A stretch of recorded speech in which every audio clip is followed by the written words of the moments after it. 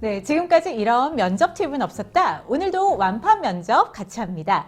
네, 오늘은 여러분이 면접을 앞두고 고민되는 질문에 대해서 제가 좀 심리학적으로도 어떻게 대처하면 좋을까. 왜냐면 제가 또 심리학을 전공하지 않았습니까? 대학 때 저널리즘도 했고 심리학도 했고 그래서 다양한 팁을 한번 드릴 수 있을까 하는 질문인데요. 자, 여기서 질문은 내가 만약에 면접을 보러 갔는데 면접관이 나한테 막 인신공격하듯이 공격하면 나는 그 상황을 어떻게 대처해야 돼요? 네, 이것도 모든 면접자들이 고민을 가지고 접근하는 문제입니다. 왜냐면 내가 아니 학점이 나쁘고 싶어서 나빴어? 아이고 뭐 놀긴 했죠. 그렇지만 학점이 나쁜 거 지금 바꿀 순 없잖아. 근데 뭐 학점 가지고 뭐라 그래? 내가 나이 먹고 싶어서 먹었어? 취직이 안 되니까 나이 먹은 건데 그거 가지고 뭐라 그럴까 봐. 아니면 그거 무엇보다도 공백기, 그쵸? 아니 취직 이제 안 된 것과도 이게 일맥상통한 얘기일 수 있는데 아니 자네는 이 공백기 한 2, 3년 동안 무얼 했나? 이렇게 물어보면 난 도대체 어떻게 대답해야 돼요? 그리고 내 외모에 대해서도 아니 뭐 증명사진이랑 너무 달라 뭐 이럴 수도 있는 거고. 자, 이렇게 내 신상에 관한 걸로 면접관이 나를 기분 나쁘게 공격을 해. 그럴 때 도대체 어떻게 대처하는 게 올바른 자세일까요? 물어볼 수 있습니다. 그리고 궁금해 하시는 게 참 많을 거예요. 그래서 제가 오늘 이거에 대해서 한번 얘기를 해볼까 하는데 일단 여러분 확실하게 알아둬야 될 게 있어요. 일단 이거는 뭐 대처 방법이 아니라 누가 나를 공격하든지 간에 너무 상처받지 마세요. 그 면접관은 그냥 그 역할이 그런 거예요.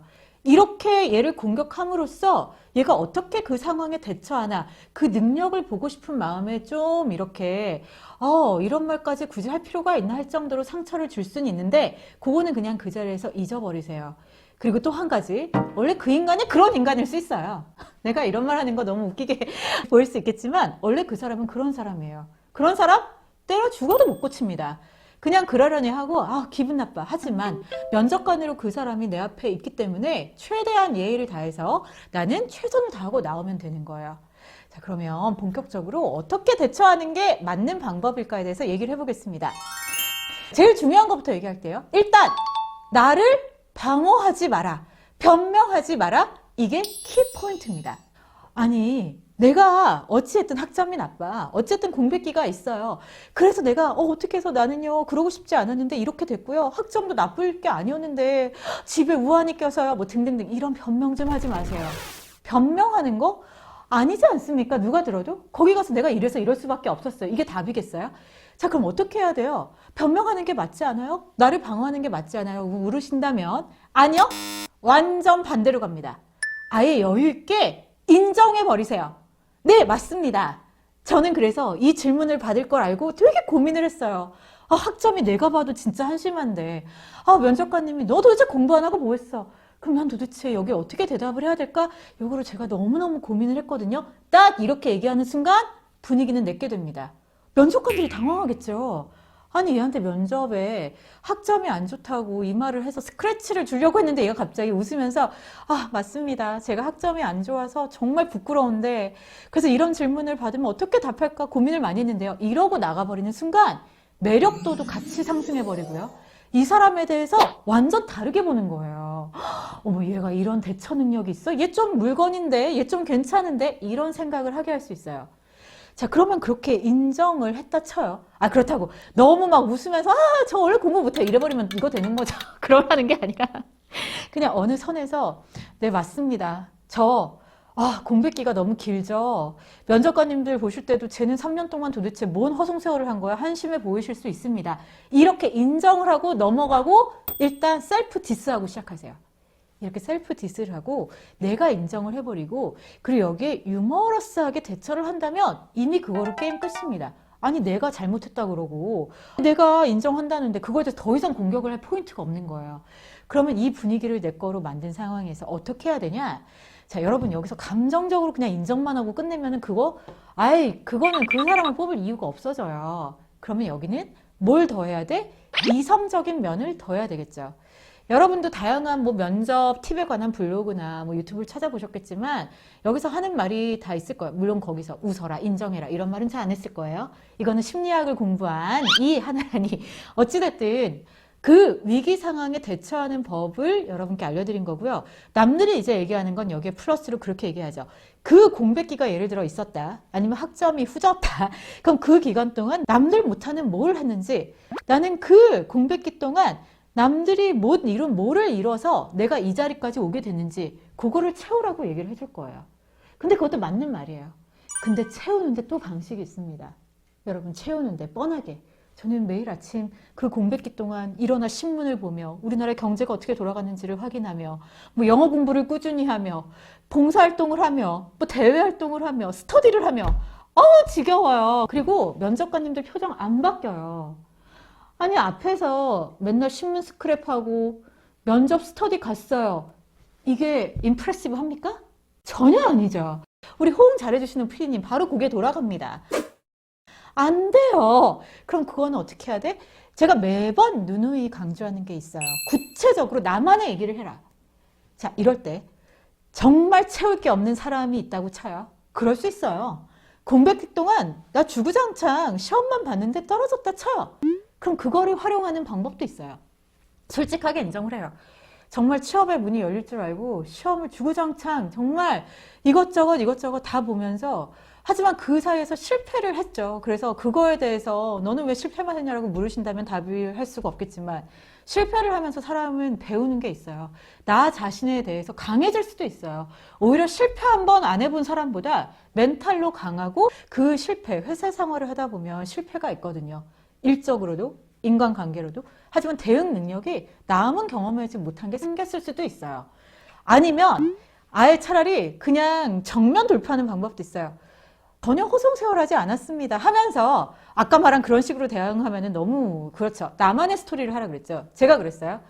뭐 공백기 뭐 그렇게 길진 않았지만 어쨌든 저도 공백기라는 게 있었죠. 그래서 아나운서 준비한다면서 이거 누구 이 시간 동안 졸업하고 뭐 거의 1년 동안 놀았어요? 이러더라고요. 솔직히 욱하죠. 안 놀았거든? 내가 놀았겠어? 이러고 싶지만 여러분 절대 그러진 않겠죠. 그럼 거기서 어떻게 얘기해야 돼요? 저는 정말 제가 봐도 사실 아나운서로서 요구되는 게, 그리고 시험에서 보여줄 수 있는 게 뭐 뉴스 리딩이나 아니면 뭐 라디오 나레이션이나 뭐 이런 거밖에 없지 않습니까? 근데 그런 걸 연습하면서 어느 순간 제가 한심해 보일 때도 있더라고요. 이렇게 읽는 연습, 이게 도대체 나를 어디로 이끌 것인가? 읽는 연습 1년 하고 2년 했는데 결국 안 되면 이건 어디다 써먹을 수도 없고 나는 왜 이렇게 한심하게 사는가? 그 허송세월에 대해서 저도 제 스스로 되게 순간순간 위기가 올 때가 있었는데, 제가 결국에 귀하의 회사가 됐든 어디가 됐든 아나운서가 결국 될 거 아닙니까? 이렇게 유머러스하게 안 될 수 있어요. 그들이 볼 땐 저 미쳤나 이럴 수 있는데, 어쨌든 그럼 이게 자양분이 돼서 그냥 멋모르고 들어온 사람보다는 이렇게 기본기 다져놓은 게 어느 순간에는 빛을 발할 수 있다는 걸 알고, 정말 제 스스로 한심할 때 있고, 정말 이게 난 뭐 하는 짓인가? 미국에서 대학까지 나와서 내가 한국 뉴스 리딩 하려고 대학 나왔나, 이런 현타가 올 때도 견뎠다. 이런 식으로 얘기하면 유머 더해지죠? 구체적인 내 얘기를 하게 되죠? 위기 잘 극복하죠? 면접관들이 매력 되게 높게 삽니다. 자, 여러분, 여기는 정답이 없어요. 여러분께 자격증 공백기 동안 몇 개 땄는지 증명하라, 이런 자리가 아니에요. 그 학점 낮은 거 왜 낮았는데요? 변명하라는 자리가 아니라고 했죠.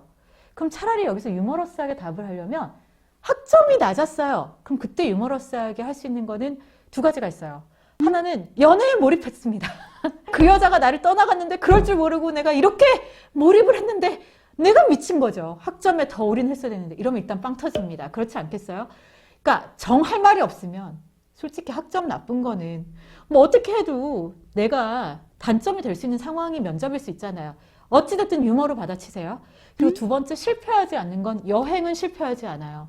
여행은 왜 우리가 뭐 다양한 철학자, 다양한 뭐 모시기들, 여행은 어찌됐든 자기 자신의 발견이고 배움을 주게 돼 있어요. 그래서 학점에 올인하지 못하고, 그래도 직장 다니는 형이요, 사촌 오빠가요, 직장 다니면 생각보다 여행 다닐 시간이 없다고 학생일 때 많이 다녀 그러더라고요. 내가 그 말을 들어서 좀 학점을 망가뜨린 건 있지만 그래도 여행을 다니면서 뭔가 세계 여행을 했든 한국 여행을 했든 배운 거는 분명히 있지 않겠습니까 하면서 그 배운 거를 어찌됐든 여러분의 스토리로 말을 하면 그거는 약간 유머도 되죠. 사촌 오빠 말을 괜히 들었어요 라는 유머도 있겠지만, 이리하여 배운 게 있습니다 라고 넘어가면 오히려 인간적으로 진솔하게 접근하는 게 훨씬 더 매력도 상승입니다. 아까 말한 것처럼 자격증 몇 개 만들었어 이런 거를 프로바라는 게 아니에요. 학점 안 딴 대신 저 알바에서 돈 벌었고요. 유튜브에서 구독자 5,000명이에요. 이런 거 풀어보라는 게 아니에요. 물론 유튜브 구독자 5,000명인 거는 와 순간 이런 반응을 얻을 수는 있지만 여러분 좀 더 인간적으로 진솔한 얘기를 하는 게 심리학적에서도 더 맞다고 보는 대응 방안이에요. 제가 이제 심리학을 공부하면서 배웠던 것 중에 하나가 그거였어요. 누가 나를 공격한다. 누가 괜히 나랑 상관도 없는 사람인데 못되게 말한다. 그럼 어떻게 얘기하지 아세요? 그게 왜 알고 싶으세요? 이렇게 나이스하면 게임 끝난다고 가르치더라고 심리학에서. Why do you wanna know? 그러면 그 사람 입장에서 사실 알 게 없거든요. 너 이 나이 먹도록 뭐 했어? 결혼도 안 하고. 너 이 나이 먹도록 취직도 안 하고 뭐 했어? 너 모아놓은 돈이 그거밖에 안 돼? 물어보는 누가 나를 공격하는 사람이 있다 치면 웃으면서 여유롭게 So, why do you wanna know? 이래버리면 게임 끝난다 그러더라고요. 더 이상 할 말이 없는 거예요, 그 사람은. 그러니까 이런 식으로 여유 있게 웃으면서 생각지도 못했던 방식으로 대처를 하면 여러분은 오히려 그 자리에서 높은 점수를 받을 수 있습니다. 그래서 유튜브들도 악플에 어떻게 대응을 하냐면 여기서 하나 홍보할까요? 저 똘란TV라는 유튜브도 하고 있어요. 똘똘한 아란의 준말 똘란TV 여행 관련 얘기인데 그것도 들어가시면 좋습니다. 웃겨. 그 악플도 어떻게 대처를 하냐면 일단은 누가 날 공격해요. 너 이렇게 평범한 거밖에 안 알려줘? 이 코식으로 여행 얘기가 하고 싶냐? 뭐 이런 식으로 반말하는 사람도 많거든요. 그러면 일단은 어떻게 하라고? 여유 있게 웃으면서 인정하라가 답이에요. 그렇죠. 구독자님, 저도 이 시국에 여행을 하는 제 자신이 이게 정상인가 할 때가 있어. 인정해버린 다음에 웃음 포인트를 넣으면 돼요. 하지만 유튜브는 지금만을 위해 하는 건 아닙니다. 이렇게 제가 그리고 지금 가란 말씀을 드린 게 아니고요. 나중에 상황 좋아지시면 그때 가라는 말씀을 드린 거니까 정보 차곡차곡 쌓아두셨다가 나중에 좋은 날 오면 여행 가세요. 이렇게 딱 대처하잖아요. 그럼 답글이 달려요.